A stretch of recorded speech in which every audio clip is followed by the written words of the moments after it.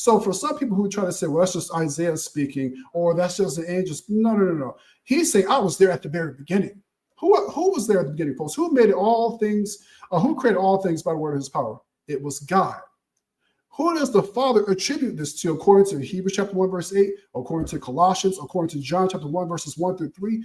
The Father attributes these things to Jesus. And of course, if we read back in Isaiah chapter 44, verse 24, it says, I created all things alone. If God says, I did all things by myself, if he says, who else was there with me? That excludes Jesus, because Jesus is a created being according to Unitarians. If Jesus is a created being, he himself cannot be the creator. The creator cannot be in the same class as its own creation. That doesn't make sense, right? We're talking about logic here. Logically speaking, the creator is not the creation. The creator creates the creation. And of course, all things subsist by his power, by his word. Talking about Jesus in Colossians chapter 1. Again, folks, look, I didn't bring up one time Greek philosophy. I didn't bring up Plato.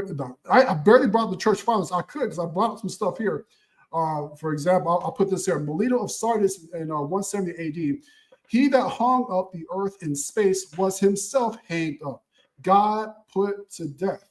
All right, so this is early second century here. Early first century, folks. Ignatius even calls Jesus Christ the God. And we've already defined what we mean by God here. We're talking about by nature. Philippians talk about that.